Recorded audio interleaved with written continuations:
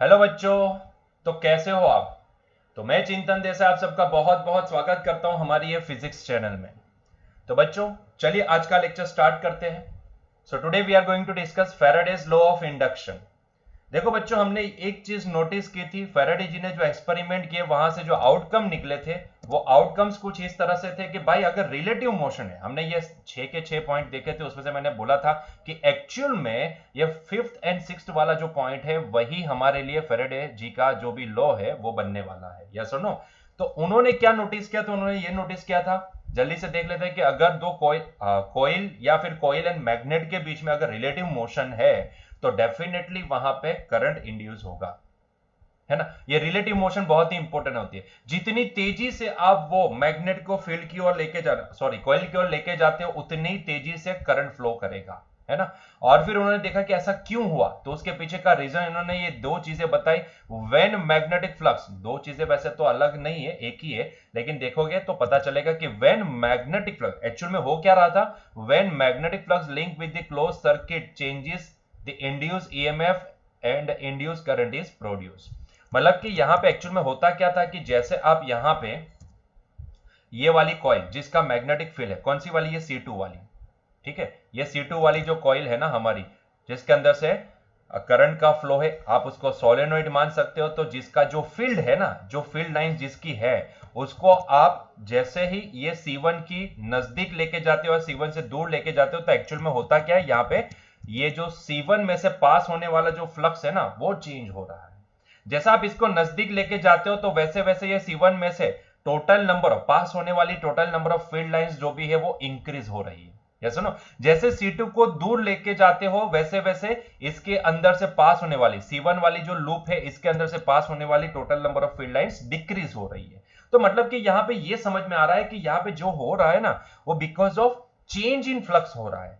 मतलब कि ये जो चेंज इन फ्लक्स है ना, फ्लक्स के अंदर जो समय के साथ साथ जो बदलाव आ रहा है वही यहां पे ईएमएफ इंड्यूस कर रहा है। ये इन्होंने नोटिस कर लिया, ठीक है। और उन्होंने सारी डायरेक्शन वगैरह सब कुछ देख के उन्होंने फाइनली एक रूल यहां पे प्रोवाइड कर दिया जो फैराडेज लॉ ऑफ इंडक्शन बन गया। और उन्होंने बोला, ये लॉ क्या बना? उन्होंने बोला कि the magnitude of the induced EMF in a circuit is equal to the time rate of change of magnetic flux through the circuit। उन्होंने ये बोला कि भाई ये जो ईएमएफ इंड्यूस हो रहा है ना ये C1 कॉइल के अंदर, वो एक्चुअल में उसके साथ एसोसिएटेड मैग्नेटिक फ्लक्स के समय के साथ होने वाले बदलाव के नेगेटिव वैल्यू के बराबर होता है। ये इन्होंने कैलकुलेशन वगैरह करके एक्सपेरिमेंट वगैरह करके ये प्रूव करके हमें दे दिया। मतलब कि मैथमेटिकली यही स्टेटमेंट को लिखना चाहे तो हम क्या लिख सकते हैं? हम लिखना चाहे तो ये लिख सकते हैं कि भैया ये जो ईएमएफ इंड्यूस ईएमएफ होता है ना वो कितना होता है? Minus d phi b by d t के बराबर होता है। या सुनो, minus d phi b by d t के बराबर होता है। जहां पे नेगेटिव साइन क्या इंडिकेट करती है? Negative sign indicates the direction of e and hence the direction of the current in the close loop. ये जो नेगेटिव साइन है वो क्या इंडिकेट करती है? इंड्यूस ईएमएफ कौन सी डायरेक्शन में इंड्यूस हुआ, या फिर करंट की बात करें, करंट कौन सी डायरेक्शन में क्लोज लूप में इंड्यूस हुआ, वो डायरेक्शन दिखा रहा है। यस और नो? तो ये बहुत ही इंपॉर्टेंट पॉइंट बना था। हमने देखा था कि भाई जितनी तेजी से आप ये C2 को इसके टूवर्ड्स लेके आते हो उतनी तेजी से करंट फ्लो करता है, मतलब कि उतना ज्यादा करंट फ्लो करता दिख रहा है। इसके पीछे का रीजन क्या है? क्योंकि जितनी तेजी से आप C2 को लेके आओगे उतनी तेजी से इसके साथ एसोसिएटेड फ्लक्स चेंज होगा, और जितनी तेजी से फ्लक्स चेंज होगा उतनी तेजी से ईएमएफ इंक्रीज होगा। तो उतना ज्यादा ईएमएफ इंक्रीज हुआ मतलब कि उतना ज्यादा करंट आपको मिलेगा, है कि नहीं? तो सारा खेल किसका है? चेंज इन फ्लक्स का है। जो फ्लक्स के अंदर जो समय के साथ चेंज हो रहा है ना उसकी वजह से यहां पे करंट प्रोड्यूस हो रहा था। यस और नो? तो इन्होंने ये अपना स्टेटमेंट दे दिया जो आगे जाके फैराडेज लॉ ऑफ इंडक्शन बन गया। और अगर हम उसको मैथमेटिकली देखना चाहे तो मैथमेटिकली हम इसको ये लिख सकते हैं कि एप्सिलॉन, एप्सिलॉन का मतलब होता है ईएमएफ, इलेक्ट्रोमोटिव फोर्स। हमने ये नोटेशन देखा था कि अगर कोई बैटरी होती है तो एक्चुअल में आइडियल स्टेट में उसका ईएमएफ होता है, लेकिन वही फिर जैसे आप इसको सर्किट में कनेक्ट करते हो तो वो टर्मिनल पोटेंशियल बन जाता है। ठीक है, हमने ये सारी चीजें नोटिस की थी वहां पे, ठीक है, इलेक्ट्रिसिटी के केस में। ठीक है, तो ये एप्सिलॉन इज इक्वल टू क्या होता है? Minus d phi b by d t, जहां पे ये नेगेटिव साइन क्या इंडिकेट करती है? कौन से डायरेक्शन में करंट जो इंड्यूस हुआ है वो डायरेक्शन यहां पे इंडिकेट करती है। ठीक है, अगर मान लो बच्चों कि यहां पे 1 टन नहीं है, मान लो यहां पे बहुत सारे total number of turns let say capital N है, बहुत सारे टन्स है, तो ऐसे केस में इंड्यूस ईएमएफ कितना होगा? जैसे कि यहां पे दिखा है, तो यहां पे सिर्फ हमने एक लूप नहीं लगाई, 1 टन की लूप नहीं लगाई, इसके अंदर मान लो कि capital N number of turns है, तो ऐसे केस में उसके अंदर इंड्यूस ईएमएफ कितना होगा? तो देखो उन्होंने ये बोला कि in the case of closely wound coil of N turns, change of flux associated with each turn is same. अगर आप यहां पे जितने भी टन्स ले रहे हो उसका एरिया अगर सेम है, अगर उसका क्रॉस सेक्शनल एरिया सेम है, मतलब कि ये जो पहला टन है उसका जितना एरिया उतना ही दूसरे टन का है, उतना ही तीसरे टन का है, तो ऐसे केस में हर एक टन के साथ एसोसिएटेड फ्लक्स कितना होगा? कांस्टेंट, सेम होगा, कांस्टेंट नहीं बोलेंगे, सेम होगा, ठीक है। तो ऐसे केस में मैं बोल सकता हूं तो टोटल ईएमएफ, ये पूरी कॉइल के साथ एसोसिएट होने वाला टोटल ईएमएफ कितना हो सकता है? क्योंकि एक टन के साथ कितना? इतना, तो टोटल एन टन के साथ कितना? तो एन टाइम्स दिस, है कि नहीं? तो इसीलिए अगर आप यहां पे जो कॉइल जिसके अंदर आप करंट प्रोड्यूस करवाना चाहते हो, जिसके अंदर आप कॉइल के अंदर आप करंट प्रोड्यूस करवाना चाहते हो, ऐसे केस में अगर आप total number of N turns ले रहे हो, let's say total number of turns are capital N, तो टोटल कितना ईएमएफ यहां पे इंड्यूस हो सकता है? तो total induced EMF is nothing but equal to minus N times d phi by d t, क्योंकि 1 टन के साथ एसोसिएटेड कितना होता है? Minus d phi by d t. तो टोटल एन टन के साथ कितना हो सकता है? तो N times minus d phi by d t, मतलब कि हम इसको लिखते हैं minus N d phi b by d t. ये जो फाइव बी है वो क्या इंडिकेट करता है? मैग्नेटिक फ्लक्स इंडिकेट करता है ना? तो ये समझ में आया? अगर 1 टन है तो D phi by d T, लेकिन अगर ऐसे एन टन है तो हर एक टन, यहां पे हाँ एक कंडीशन ये रहेगी कि हर एक टन का जो भी एरिया है ना वो सेम होना चाहिए, क्रॉस सेक्शनल एरिया सेम होना, जितना इसका एरिया है पहले टन का है उतना ही दूसरे टन का, उतना ही तीसरे टन का होना चाहिए। तो ऐसे केस में आप मान सकते हो कि हर एक टन के साथ एसोसिएटेड जो भी rate of change of flux होगा वो सेम होगा, ठीक है। तो इसकी वजह से टोटल ईएमएफ ये वाली कॉइल में कितना इंड्यूस हो सकता है? अगर इसके total number of turns capital N है तो इतना इंड्यूस हो सकता है। यस और नो? आई बात समझ में? क्लियर है ये पॉइंट, है ना? तो हम ये बोल सकते the induced EMF can be increase by increasing the number of turns small n of a close coil, मतलब कि टोटल नंबर ऑफ टर्न्स पर यूनिट एरिया अगर आप इंक्रीज करते हो तो डेफिनेटली आप ईएमएफ को इंड्यूस ज्यादा करवा सकते हो। ये सुनो, और ये ना ये चीज जो भी है ना, ये टोटल नंबर ऑफ टर्न्स को कंट्रोल करने वाली, मतलब कि जितना ज्यादा टोटल नंबर ऑफ टर्न्स उतना ज्यादा ईएमएफ इंड्यूस होगा, ये कॉन्सेप्ट ना यूज होता है, आप पढ़ोगे इसका जो आखिरी पॉइंट है वो यही है, ट्रांसफॉर्मर। ट्रांसफॉर्मर के अंदर आप ये पढ़ोगे, ठीक है। कभी सोचा है ट्रांसफॉर्मर होता क्या है? कभी ये नाम सुने हो ट्रांसफॉर्मर? ऐसा कुछ सुने हो क्या? सुने हो? अगर सुने हो तो बहुत ही बढ़िया है। स्टेप अप ट्रांसफॉर्मर होता है, स्टेप डाउन ट्रांसफॉर्मर होता है। ये ट्रांसफॉर्मर कहां पे यूज होता है? देखो ऐसे ना पुराने जमाने वाले जो एडेप्टर आते थे ना, एडेप्टर, ठीक है, उसके अंदर ऐसे छोटे छोटे ट्रांसफॉर्मर यूज होते थे। आज की तारीख में भी यूज होते हैं भाई, ट्रांसफॉर्मर इज देयर, आज की तारीख में भी यूज होते हैं। अगर आपका एसएमपीएस देख लो, अगर आपका बड़ा एडेप्टर कहीं पे यूज हुआ है जहां पे आपको कम वोल्टेज की जरूरत है तो वहां पे देख लो, तो वहां पे ट्रांसफॉर्मर यूज होते हैं। लेकिन अगर बड़े पैमाने पे देखे जाए, बड़े ट्रांसफॉर्मर को देखना है तो आपको जाना पड़ेगा पावर स्टेशन के पास। अरे पावर स्टेशन छोड़, आपके सोसाइटी के बाहर भी एक लगा होगा ट्रांसफॉर्मर, जिसको डीपी बोला जाता है, डिस्ट्रीब्यूशन पॉइंट, जहां से इलेक्ट्रिसिटी स्प्लिट होती है। आपके सोसाइटी, हर एक सोसाइटी के बाहर लगाया जाता है ट्रांसफॉर्मर, हर एक सोसाइटी के बाहर, हर एक सोसाइटी के बाहर होता ही है। वो स्टेप डाउन ट्रांसफॉर्मर होता है, ठीक है। इसके पीछे का रीजन क्या है पता है? क्योंकि हमारे यहाँ पे ना इलेक्ट्रिसिटी जहां जनरेट होती है ना, वो हमारे घर पे नहीं होती, वो दूर होती है, बहुत दूर होती है। वहां से उसको ट्रांसपोर्ट करके इलेक्ट्रिसिटी को आपके घर तक पहुंचाया जाता है। तो ये ट्रांसपोर्टेशन जो भी है ना, वो ऐसे ही नहीं किया जाता, उसमें बहुत सारे फैक्टर होते हैं। कैसे ट्रांसफॉर्मेशन करते हैं इसका? इलेक्ट्रिसिटी को कैसे हम ट्रांसफर कर सकते हैं? क्या वायरलेसली ट्रांसफर कर सकते हैं? नहीं, एक तार का यूज होता है ना, क्योंकि जहां से पावर मथक पे, जहां से इलेक्ट्रिसिटी जनरेट हुई वहां से यहां तक लाने के लिए तार यूज होता है। और तार क्योंकि वो एक कंडक्टर होता है, लेकिन कंडक्टर भी अपना रेजिस्टेंस देता है। तो जरा सोचो कि अगर कोई एक तार का रेजिस्टेंस, सोचना, अगर एक तार का रेजिस्टेंस का डिस्ट्रीब्यूशन कुछ इस तरह से कि भाई 1 ओम पर मीटर, ठीक है। अगर एक तार है जिसका मैंने यूज किया वो उकाई से, उकाई पावर स्टेशन है, वहां से मेरे घर तक लाने के लिए, मैंने इलेक्ट्रिसिटी को घर तक लाने के एक तार यूज किया, जिसका वैसे तो वहां पे एक तार से काम नहीं चलता, रिटर्न भी होना चाहिए, ठीक है। तो वैसे तो दो तार यूज होते हैं, लेकिन इसका इसका अलग देखो, मान लो कि सिर्फ हम ला रहे हैं, तो उसके लिए जरा सोचो कि अगर वो तार का रेजिस्टेंस पर मीटर 1 ओम है, और मान लो कि ऐसा मैंने 100 किलोमीटर लेंथ वाला तार यूज किया है, 100 किलोमीटर लेंथ का तार यूज किया है, तो जरा सोचो कि तो वो तार का टोटल रेजिस्टेंस कितना हो जाएगा, क्योंकि एक तार है ना, पर मीटर 1 ओम है, 2 मीटर में 2 ओम हो जाएंगे, 3 मीटर में 3 ओम, तो ये तो पूरे सीरीज में कनेक्टेड होते हैं। तो जरा सोचो 100 किलोमीटर बराबर 1000 मीटर है ना, तो जरा सोचो कितना ज्यादा रेजिस्टेंस हो जाएगा, है कि नहीं, कितना ज्यादा, और जितना रेजिस्टेंस ज्यादा उतना पावर लॉस ज्यादा, I square R T heat के फॉर्म में वो उतना पावर डिसिपेट करता जाएगा हीट के फॉर्म में।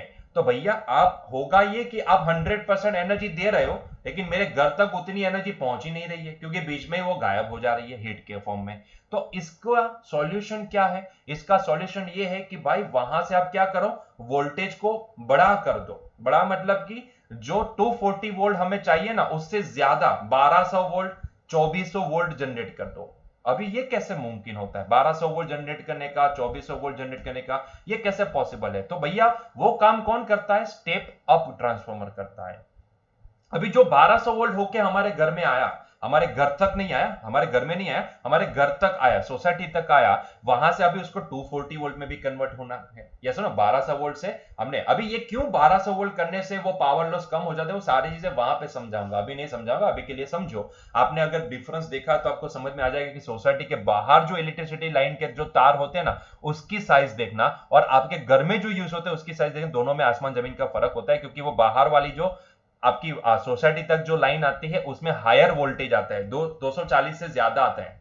मान लो 1200 वोल्ट आ रहे हैं, ठीक है, तो सीधा 1200 वोल्ट तो मैं मेरे घर में नहीं यूज कर सकता ना, नहीं तो ये सारे जितने भी डिवाइस है वो बूम ब्लास्ट हो जाएंगे, ये सुनो, वो सस्टेन नहीं कर पाएंगे, जल जाएंगे, ये सुनो। तो इसीलिए मुझे वापस उसको क्या करना पड़ेगा, वो 1200 वोल्ट को डाउन करके 240 पे लेके आना पड़ेगा, है ना। तो यहाँ पे वापस एक ऐसा डिवाइस है कि जो आपके वोल्टेज को कम कर सके। तो ये सारा जो खेल होता है ना, अप करना डाउन करना, जब मर्जी चाहे अप कर लो, जब मर्जी चाहे डाउन कर लो, ये सारा खेल कैसे होता है? ट्रांसफॉर्मर से होता है। और वो जो ट्रांसफॉर्मर होता है ना, ट्रांसफॉर्मर में बस खेल यही होता है कि अगर आप टोटल नंबर ऑफ टर्न्स, मतलब कि मैंने यहां से किसी को यहां से करंट को फ्लो करवाया, इसने अपना फील्ड जनरेट किया, और यहां पे मैंने एक और कॉइल लगा दी, एक और कॉइल लगा दी जहां से मैंने सप्लाई आउटपुट ले लिया, ठीक है। यहां से इनपुट करवाए तो इसका फील्ड जनरेटर, फील्ड यहां से घूमता घूमता यहां से फ्लक्स कट हुआ, फ्लक्स कट हुआ तो क्या हुआ, यहां पे ईएमएफ इंड्यूस हुआ, ठीक है। तो यहां से मैं आउटपुट लेने वाला हूं।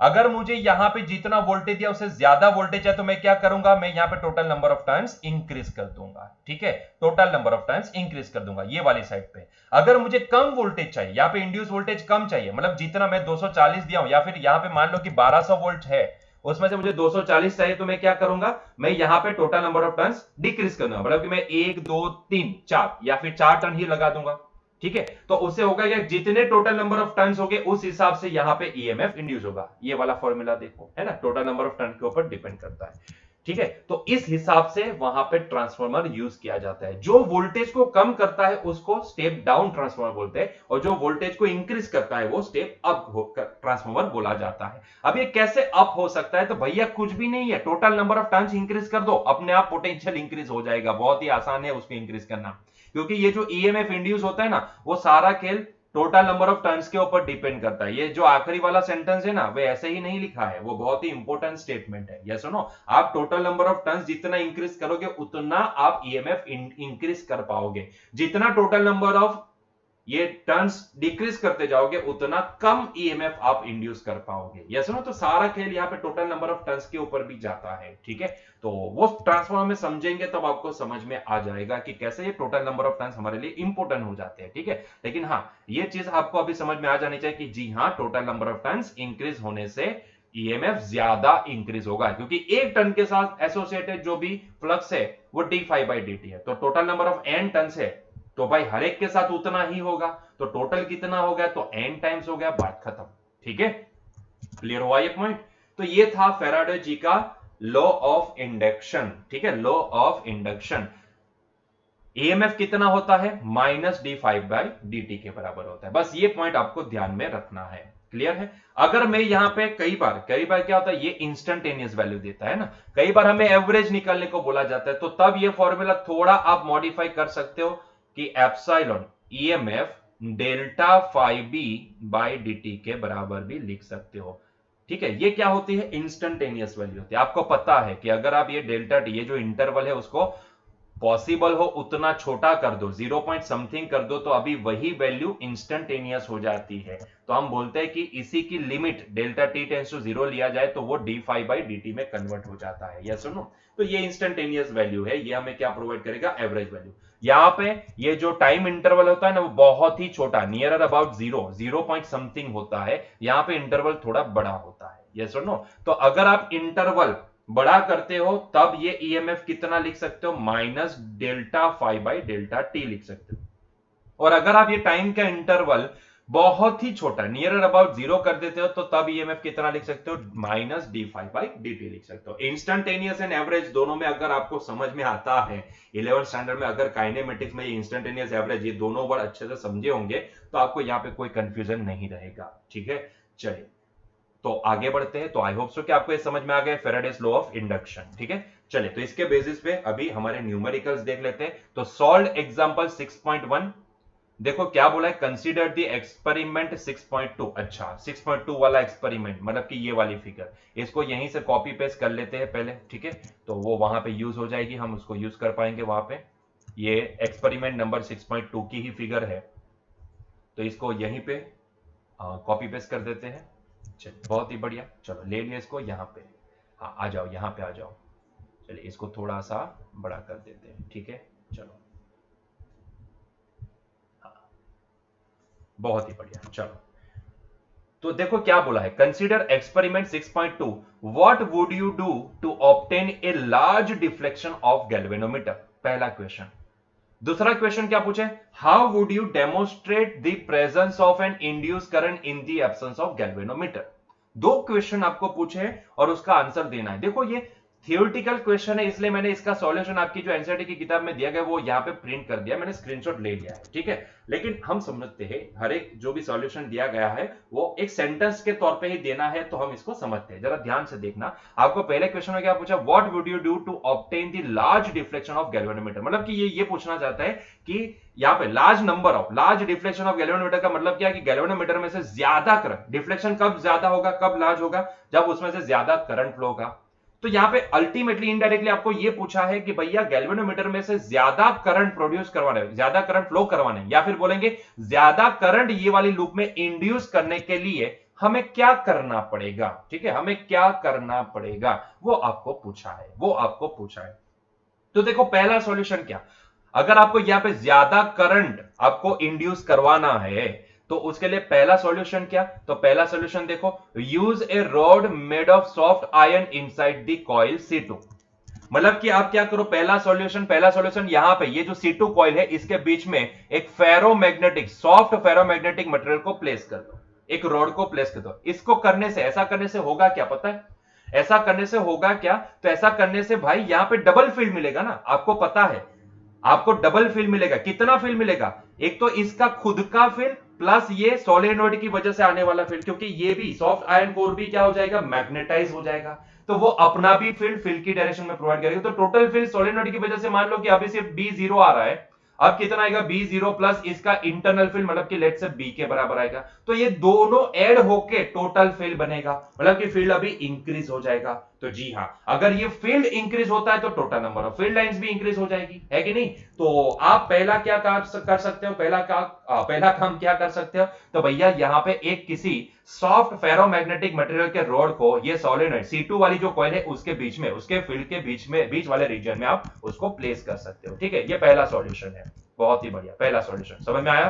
ठीक है, ये पहला सॉल्यूशन। दूसरा सॉल्यूशन क्या, दूसरा solution, connect the coil to the powerful battery. दूसरा सॉल्यूशन ये है कि भाई आप यहां पे किसी पावरफुल बैटरी, मतलब कि ऐसी बैटरी के साथ कनेक्ट करो जो ज्यादा पोटेंशियल दे सकते हो, ताकि यहां पे ज्यादा करंट आप प्रोड्यूस कर पाओ। ठीक है, तो दूसरा पॉसिबल सॉल्यूशन ये होता है कि भाई connect the coil C2 with the powerful battery, मतलब कि अगर आपने अभी 10 वोल्ट वाली बैटरी के साथ कनेक्ट किया था, अभी एक काम करो 20 वोल्ट वाली बैटरी के साथ कनेक्ट कर दो, तो भी ज्यादा करंट आपको मिल सकता है कि नहीं? तो ये भी एक पॉसिबल सॉल्यूशन है। जितना ज्यादा करंट उतना ज्यादा ये कॉइल का फील्ड जनरेट होगा, है कि नहीं? जितनी ज्यादा एनर्जाइज होगी, हमें पता है भाई इंटेंसिटी एच किसके ऊपर डिपेंड करती है? एन टाइम्स आई के ऊपर। अगर ज्यादा पोटेंशियल वाली बैटरी आप यहां पे कनेक्ट करोगे तो होगा क्या? आई इंक्रीज हो जाएगा। आई इंक्रीज हुआ तो भैया अल्टीमेटली एच इंक्रीज हुआ। अगर एच इंक्रीज हुआ तो mu zero H, H increase होता है तो भैया बी भी इंक्रीज होगा, मतलब कि ज्यादा फील्ड लाइन यहां पे आप प्रोड्यूस कर सकते हो, है कि नहीं? समझ में आया पॉइंट? और तीसरा पॉइंट क्या है? तीसरा पॉसिबल सॉल्यूशन क्या है? तो move the arrangement rapidly towards the test coil C1।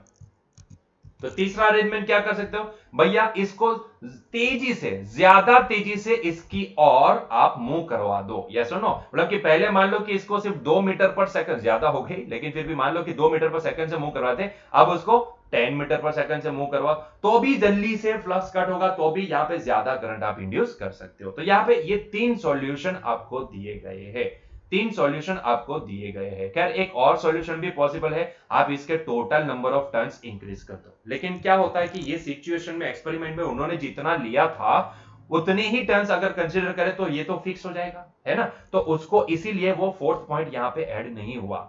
आप बोलोगे कि सर यहाँ पे एक ये भी तो सॉल्यूशन है कि इसके total number of times increase कर दो, लेकिन आपको क्या बोला है कि कंसीडर एक्सपेरिमेंट 6.2, मतलब कि उन्होंने जो एक्सपेरिमेंट किया था उसमें इन्होंने इसके टोटल नंबर ऑफ टर्न्स को तो फिर फिक्स ही रखा था। यस और नो? तो ऐसे केस में अगर इसके total number of turns fix है तो ऐसे केस में क्या और कोई पॉसिबिलिटी है अगर इसमें से ज्यादा करंट फ्लो करवाना? तो हाँ है। वो कितनी है? ये 3 पॉसिबिलिटीज है जो आप कर सकते हो without changing it's total number of times. Clear है? ठीक है, चलो तो ये 3 पॉसिबिलिटी हो सकती है। दूसरा क्वेश्चन क्या पूछा है? How would you demonstrate the presence of induced current in the absence of galvanometer?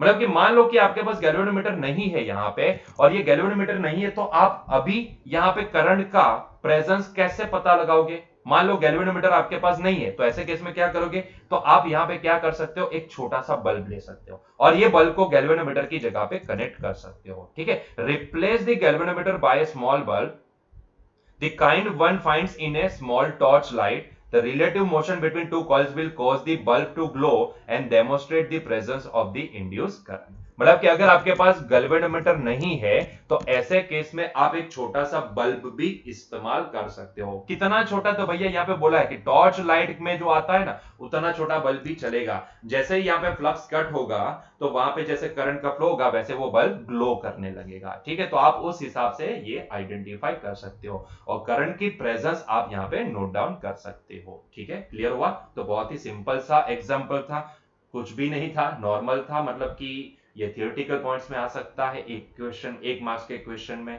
तो आप ये लिख सकते हो। ठीक है, चलिए आगे बढ़ते हैं नेक्स्ट क्वेश्चन की ओर। एग्जांपल 6.2 देखो क्या बोला है? Square loop of side 10 centimetre, एक स्क्वायर लूप दी गई है जिसकी साइड 10 सेंटीमीटर की है एंड रेजिस्टेंस उसका कितना है? 0.5 ओम है। Is placed vertically in the east west plane, मतलब कि मान लो कि ये वाला ईस्ट वेस्ट प्लेन है तो उसमें ये वर्टिकली ये वाली जो लूप है उसको ऐसे प्लेस कर दिया गया है। अच्छा ठीक है, बोलो आगे क्या बोला है? A uniform magnetic field of 0.10 tesla is set up across the plane in the north east direction, मतलब कि जो जो फील्ड है ना, एक्सटर्नल फील्ड है, वो नॉर्थ ईस्ट डायरेक्शन में। नॉर्थ ईस्ट डायरेक्शन मतलब कि 45 डिग्री का एंगल, ये वाला 45 डिग्री का एंगल बनेगा, ऐसा हम बोल सकते हैं। ठीक है, नॉर्थ ईस्ट डायरेक्शन का मतलब होता है 45 डिग्री का एंगल। ठीक है, the magnetic field is decrease to 0 in 0.70 second, मतलब कि ये जो फील्ड है ना अभी जितना है थोड़े टाइम के बाद डिक्रीज होता जाएगा, मतलब कि अभी जितना है उतना नेक्स्ट इंटरवल ऑफ टाइम, मतलब कि नेक्स्ट इंस्टेंट ऑफ टाइम पे नहीं रहेगा, ये डिक्रीज होने वाला फील्ड है। ठीक है, डिक्रीज होने वाला फील्ड है। अभी कितना है? 0.10 टेस्ला है, लेकिन धीरे धीरे धीरे धीरे जैसे टाइम पास हो रहा है वैसे वैसे वो डिक्रीज हो रहा है और 0.70 सेकंड में, ध्यान से सुनना, 0.70 सेकंड में वो फील्ड रिड्यूस हो रहा है, मतलब वो फील्ड जीरो हो रहा है। ठीक है, उसको 0.10 से जीरो होने में कितना टाइम लगा? 0.70 सेकंड लगे at a steady rate. Then determine the magnitude of the induced EMF and current during this time interval, मतलब ये 0.70 सेकंड में कितना EMF कॉइल के अंदर इंड्यूस हुआ होगा और कितना करंट यहां पे कॉइल के अंदर पास हुआ होगा वो आपको बताना है। यस और नो? तो यहां पे हम क्या करेंगे, यहां पे क्योंकि हमें एक पर्टिकुलर इंटरवल दिया गया है, तो मैं इंड्यूस ईएमएफ के लिए पहले इंड्यूस ईएमएफ निकाल लेते। तो इंड्यूस ईएमएफ के लिए मैं कौन सा वाला फॉर्मूला यूज करता हूं, तो मैं वो वाला डेल्टा फाई वाला फॉर्मूला यूज करता हूं। ठीक है, तो मैं यहां पे यूज करूंगा delta phi by delta t, जहां पे डेल्टा टी आपको सीधा दिया गया है, that is 0.70 second. Now what about this delta phi, delta phi का मतलब क्या होता है, डेल्टा फाई का मतलब वहां पे क्या किए थे, इसका मीनिंग क्या निकाले थे, तो final value minus initial value. ठीक है, इसको मैं फाई बी, वैसे तो फाई बी ही होता है, लेकिन मैं मुझे पता है ये मैग्नेटिक फील्ड के रिलेटेड है, तो मैं फाई बी बार बार नहीं लिखूंगा, अभी के लिए लिख लेता हूं कि भाई हाँ चलो ये फाई बी है। तो ये क्या होता है, फाइनल माइनस इनिशियल होता है। ठीक है, यस सुनो, डेल्टा फाई का मतलब क्या होता है, final phi, final flux minus initial flux divide by delta t. देखो मैं यहाँ पे final time minus initial time नहीं लिखूंगा, क्योंकि डेल्टा टी सीधा दिया गया है, दैट इज 0.70। ठीक है, अब ये फाइनल फ्लक्स कितना, फाइनल फ्लक्स कितना, तो भाई क्या आपने नोट डाउन किया कि फाइनल उसकी पोजीशन क्या होगी, क्या आपने ये चीज नोट डाउन की कि फाइनल पोजीशन क्या बनेगी इसकी। भाई जब भी फाइनल सिचुएशन बनेगी तब यहां पे मुझे ये दिख रहा है कि तब फील्ड कितना हो गया होगा, जीरो। अगर मैं फ्लक्स का फॉर्मूला लिखना है तो फ्लक्स का फॉर्मूला होता क्या है, बी ए कॉस थीटा, है कि नहीं। फ्लक्स का फॉर्मूला क्या होता है, बी ए कॉस थीटा। क्या यहाँ पे टोटल नंबर ऑफ टर्न्स 1 है, जी हाँ, ये जो स्क्वायर लूप दी गई है उसका टोटल नंबर ऑफ टर्न्स 1 ही है, तो हम लिखेंगे फ्लक्स का फॉर्मूला, फ्लक्स का फॉर्मूला क्या होता है, flux phi b is equals to, हमें पता है बी ए कॉस थीटा, है कि नहीं, जहां पे थीटा क्या होता है, एरिया एंड मैग्नेटिक फील्ड के बीच का एंगल, है ना, एरिया एंड मैग्नेटिक फील्ड के बीच का एंगल। ठीक है, चलिए तो बहुत ही बढ़िया। तो यहां पे हम फ्लक्स की बात करें तो flux phi, phi final, phi final. ठीक है, ये फाई फाइनल कितना होगा, फाई फाइनल कितना होगा, तो फाइनली देखने जाएंगे तो फाइनली हम ये नोट डाउन कर पा रहे हैं कि यहाँ पे मैग्नेटिक फील्ड फाइनली डिक्रीज होकर कितना कितना हो गया, जीरो।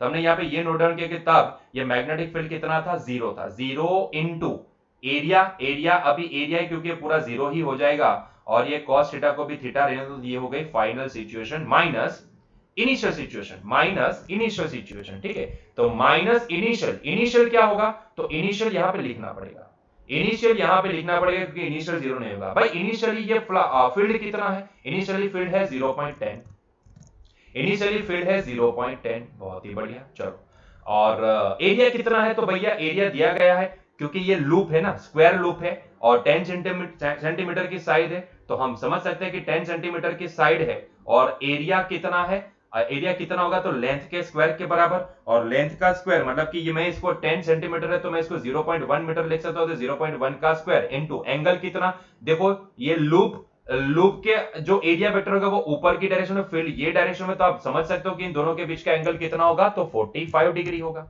एंगल कितना होगा, तो 45 डिग्री होगा, है कि नहीं। यहां पे एरिया 45 डिग्री आप यहां पे पता लगा सकते हो, तो सॉरी एंगल थीटा 45 डिग्री बनेगा, तो यहां पे हम बोलेंगे it is cos 45 degree, cos 45 degree. ठीक है, चलो तो आगे बढ़ो।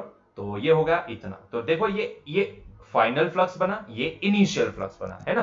फाइनल जीरो हो जाएगा क्योंकि फील्ड जीरो हो रहा है, डिवाइड बाय टोटल टाइम, और यहां पे टाइम कितना है, तो भैया टाइम का इंटरवल दिया गया 0.70 सेकंड, बहुत ही बढ़िया। चलो तो यहां पे लिखो, तो ये तो जीरो हो गया, माइनस माइनस प्लस हो जाएंगे, तो ये हो जाएगा 0.10 इंटू 0.1 इंटू कॉस 45 कितना होता है, 1/√2 होता है, डिवाइड बाय 0.70, है ना।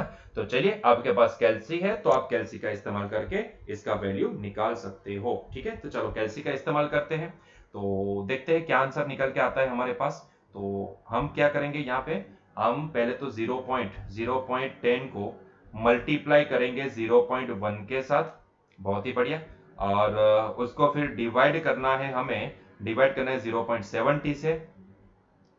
ठीक है, और ये 1/√2 है तो √2 डिनोमिनेटर में चला जाएगा, तो उसको फर्दर डिवाइड करना पड़ेगा, √2 का मतलब 1.42, तो 1.42 से डिवाइड करेंगे, तो फाइनली हमारे पास आंसर आएगा 0.0100, बहुत ही बढ़िया आंसर आया, 0.0100। ठीक है, 0.01, सॉरी 0.0 क्या निकला, 0.00100, हाँ ऐसा ही कुछ आया। ठीक है, तो हमारे पास आंसर आया 0.0100। ठीक है, पीछे का डिजिट नहीं लिखते हैं, तो मैं इसको अगर मैं 1 2 3 डिजिट को अगर हम शिफ्ट करवा पाए तो यहां पे हो जाएगा it is 10 to the power 2 -2, 10 to the power, अच्छा यहाँ पे एक स्क्वायर भूल गया मैं, ओके ये स्क्वायर होगा ना, ये स्क्वायर होगा, स्क्वायर होगा तो एक और डिजिट यहाँ पे, मतलब कि ये 0.01 स्क्वायर होगा ना, तो ये 0.001, ठीक है, ऐसा कुछ आएगा। तो इसको मैं लिख सकता हूं, it is nothing but 1 into, क्योंकि 3 डिजिट को आप शिफ्ट करोगे तो 1 इंटू 10 टू द पावर -3, मतलब कि ये हो जाएगा 10 टू द पावर -3 वोल्ट। अब सही है, ठीक है, 10 to the power -3 volt. Clear है? तो ये हुआ हमारा ईएमएफ, इतना ईएमएफ इंड्यूस होगा 0.70 सेकंड में। लेकिन हमें सिर्फ ईएमएफ ही नहीं निकालना है, हमें यहां पे करंट भी निकालना है, इंड्यूस करंट भी निकालना है। इंड्यूस ईएमएफ इतना मिला, इंड्यूस करंट कितना मिलेगा, तो भैया इंड्यूस करंट कितना होता है, करंट क्या होता है, I is equals to potential divide by resistance. आप यही बोल सकते हो ना, ईएमएफ यहां पे टर्मिनल पोटेंशियल नहीं है, ईएमएफ है, तो EMF divide by resistance, I is equals to V by R, वही तो फॉर्मूला होता है। और यहां पे ईएमएफ कितना मिला हमें, तो 10 टू द पावर -3 मिला, डिवाइड बाय रेजिस्टेंस कितना है, तो रेजिस्टेंस वो लूप का 0.5 ओम है, तो मतलब कि हम इसको 0.5 मतलब कि 1/2, और डिनोमिनेटर चला गया न्यूमरेटर में, तो ये हो जाएगा 2 into 10 to the power -3 ampere. तो इतना करंट ये वाली लूप में से फ्लो करेगा। क्लियर है? ठीक है, so this is the answer. Next question, example 6.3। क्या बोला है देखो, a circular coil of a radius 10, यहां पे सर्कुलर कॉइल थी, वहां पे रेक्टेंगल थी, यहां पे circular coil, circular coil of a radius 10 centimetre and 500 turn, यहां पे टोटल नंबर ऑफ टन्स ज्यादा है, देखो ध्यान से, यहां पे टोटल नंबर ऑफ टन्स आपको ज्यादा दिया गया है, ठीक है, तो 500 turns and resistance 2 ohm is placed with its plane perpendicular, इसका ऐसे रखी गई है जैसे इसका plane perpendicular to the horizontal component of the earth magnetic field हो, मतलब कि उसका ये जो प्लेन है, देखो ये प्लेन है, ये प्लेन है, और ये अर्थ का हॉरिजॉन्टल कंपोनेंट है, दोनों के बीच का एंगल बनना चाहिए 90 डिग्री, परपेंडिकुलर बोला है इसलिए, ठीक है, तो 90 डिग्री बनना चाहिए, उस तरह से उसको पहले रखा था, ठीक है। Now it is rotated about it's vertical diameter through 180 degree in 0.25 second, मतलब कि अब आप इसको क्या किए, अब आप इसको ऐसे रोटेट किए, ये जो उसकी परपेंडिकुलर एक्सिस है उससे आप रोटेट किए, कितना 180 डिग्री घूम जाए उस तरह से रोटेट किया, ठीक है, मतलब कि ये एंगल बनेगा अभी 180 डिग्री, ठीक है। तो अब देखो ध्यान से, पहली सिचुएशन में क्या था कि इसका जो एरिया वेक्टर था ना, ये वाला, वो ये डायरेक्शन में था, जैसे ही 180 डिग्री रोटेट हो गया तो अभी इसका एरिया वेक्टर कौन सी डायरेक्शन में आ गया, ये डायरेक्शन में आ गया, मतलब कि अब यहां पे देखोगे तो हॉरिजॉन्टल कंपोनेंट के साथ पहले केस में ये हमारी इनिशियल कॉन्फ़िगरेशन है, इनिशियली ये था, फाइनली ये बना। Initially area vector and magnetic field के बीच का एंगल कितना था, 0 डिग्री था ये वाले केस में, अब एंगल कितना बन गया, तो अब आप देखोगे तो एंगल बन गया 180 डिग्री का, यस और नो, तो ये फाइनली ये एंगल कितना बना, area vector and magnetic field के बीच में 180 डिग्री, तो ये हमारी फाइनल, ये हो हमारी इनिशियल। तो ये इनिशियल से फाइनल बनाने में भाई टाइम कितना लगा, देखो इनिशियल कॉन्फ़िगरेशन से फाइनल कॉन्फ़िगरेशन बनने में टाइम कितना लगा, तो 0.25 सेकंड लगा, 0.25, मतलब कि यहां पे डेल्टा टी प्रोवाइडेड है। तो estimate the magnitude of the EMF and current induced in the coil. Also, horizontal component of earth magnet is 3 into 10 to the power -5 Tesla है। तो यहाँ पे आपको क्या करना है, वही सारी दो चीजें फाइंड आउट करनी जो आगे वाले क्वेश्चन में फाइंड आउट किए थे, एक तो ये 0.25 सेकंड में कितना ईएमएफ इंड्यूस हुआ वो निकालना है, एंड दूसरा कितना करंट प्रोड्यूस होगा वो निकालना है। लेकिन जरा गौर करना, यहाँ पे टोटल नंबर ऑफ टन्स आपको दिए गए हैं, मतलब कि ये एक टन नहीं है, यहाँ पे ऐसे बहुत सारे टन, कितने 500 टन्स यहाँ पे दिए गए। एक काम करते हैं, यहाँ पे final flux and initial flux अलग से निकाल लेते हैं, ठीक है। तो चलो फाइनल, ये वाली इनिशियल कॉन्फ़िगरेशन एंड ये वाली फाइनल कॉन्फ़िगरेशन, ठीक है। चलो तो इनिशियल कॉन्फ़िगरेशन का इनिशियल फ्लक्स कितना, फाई आई, इनिशियल फ्लक्स कितना, लेट्स से फाई आई कितना कितना, तो फॉर्मूला क्या होगा, B into A into cos theta. लेकिन जरा गौर करो यहाँ पे एंगल कितना है, कॉस थीटा, यहाँ पे थीटा 1 बोल देते हैं, ठीक है, थीटा 1 बोल देते। जरा गौर करो यहाँ पे क्या एक टन है, नहीं भैया, ऐसे तो 500 टन है ना, यहाँ पे टोटल नंबर ऑफ टन एक नहीं है, ऐसे ये एक टन नहीं है, ऐसे इसके पीछे ऐसे टोटल नंबर ऑफ कितने टन है, 500 टन है। तो यहाँ पे फॉर्मूला फ्लक्स का क्या बनेगा, n टाइम्स बी। एक टन के साथ एसोसिएटेड फ्लक्स होता है बीए कॉस थीटा, तो n टन के साथ कितना हो सकता है, n times BA cos theta, है कि नहीं। तो ये हो गई हमारी इनिशियल कॉन्फ़िगरेशन, है ना, और ये यहाँ पे वैल्यू प्लेस कर दो, तो टोटल नंबर ऑफ टर्न्स कितने हैं 500, तो इसको यहाँ पे 500 प्लेस करते हैं। और मैग्नेटिक फील्ड कितना है, तो भैया वो तो फिक्स कांस्टेंट फील्ड दिया गया है, हॉरिजॉन्टल कंपोनेंट का कांस्टेंट फील्ड यहाँ पे प्रोवाइडेड है, तो ये दिया गया है आपको एक काम करते हैं, वो वैल्यू अंदर प्लेस करें, क्योंकि ना यहाँ पे अलग अलग कैलकुलेट करने से अच्छा है कि हम, क्योंकि वो कॉमन हो जाएगा, कॉमन निकल जाएगा, एनबीए कॉमन निकल जाएगा, इसीलिए यहाँ पे जो आता है ना उतना लिखते हैं, एन बी और ए की वैल्यू एंड में प्लेस करते हैं। ठीक है सर, क्या आलस कर रहे हो, अरे भैया चलो ना अभी सॉल्व करते हैं।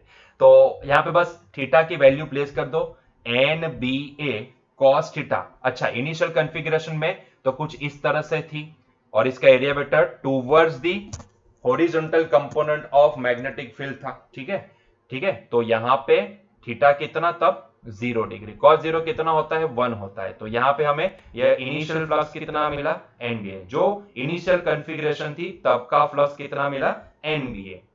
फाइनली सिचुएशन क्या बनी, वो रोटेट होके अभी 180 डिग्री रोटेट होके अभी ये वाली सिचुएशन में आ गए। तो मतलब कि ये हो गया इसका सरफेस, मतलब कि इसका प्लेन। ठीक है, और उसका एरिया वेक्टर ये डायरेक्शन में है, मतलब कि एरिया वेक्टर आप समझ सकते हो यहां से ये वाली डायरेक्शन में आ गया, 180 डिग्री शिफ्ट हो गया, है ना। तो ये हो गई final position, final configuration, final configuration, N into B into A into, let's say angle है cos थीटा 2, एंगल है थीटा 2।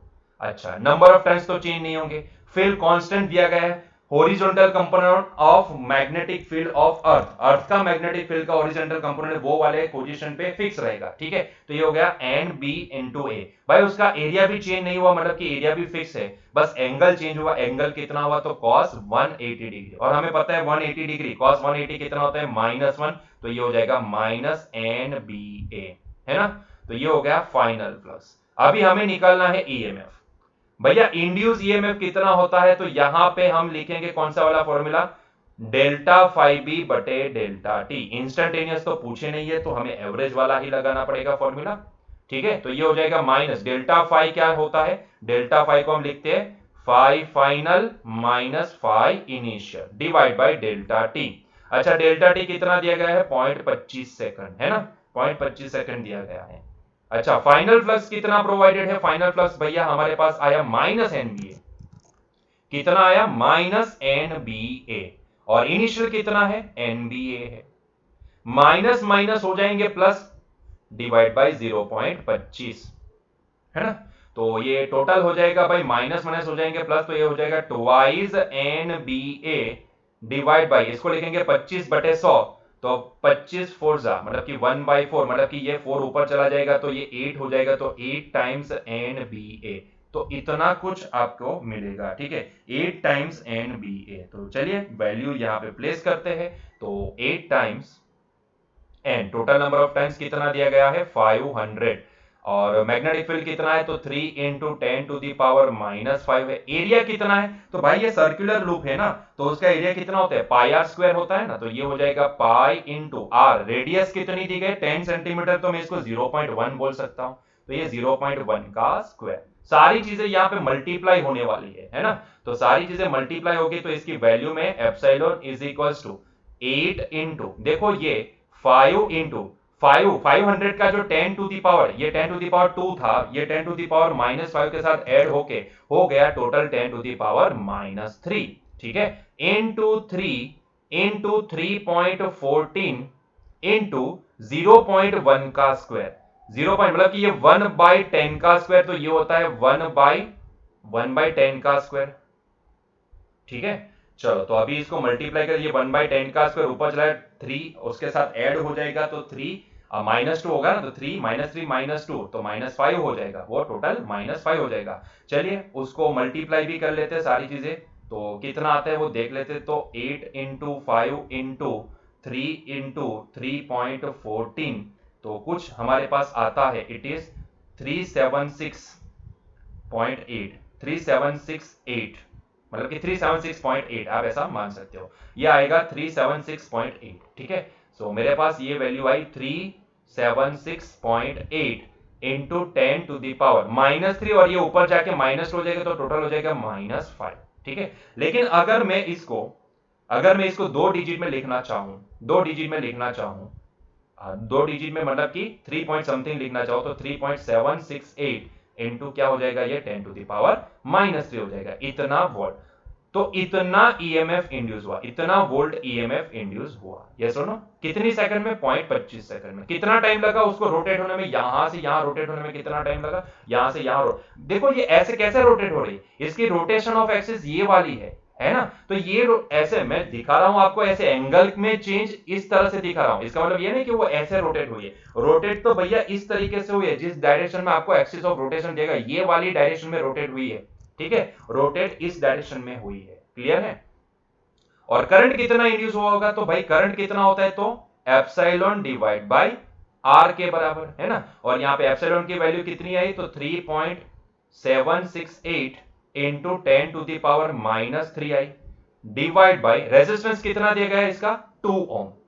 करंट कहां पे इंड्यूस होगा? कॉइल के अंदर, है ना। और कॉइल के अंदर इंड्यूस होगा तो करंट को मतलब कि जो करंट प्रोड्यूस करेगा वो रेजिस्टेंस, किसका रेजिस्टेंस प्रोड्यूस करेगा? तो भैया कॉइल का रेजिस्टेंस, है ना। तो इसीलिए हम यहां पे कॉइल का रेजिस्टेंस ले रहे हैं। समझ में आ रहा है? आगे वाले क्वेश्चन में भी हमने कॉइल का जो रेजिस्टेंस था उसी को कंसीडर करा था। समझ में आ रहा है? तो 3.768 डिवाइड बाय ये हो जाएगा 2, तो हमारे पास है 1.884। सो ये आंसर आएगा 1.884 into 10 to the power -3 ampere. तो इतना करंट ये वाले कॉइल में से पास करेगा, कितनी सेकंड में? 0.25 सेकंड में। ठीक है, क्लियर हुआ ये पॉइंट? ठीक है, तो यहां पे हमारा आज का लेक्चर बच्चों एंड करते हैं। मिलते हैं नेक्स्ट लेक्चर में। Till that enjoy your day, bye.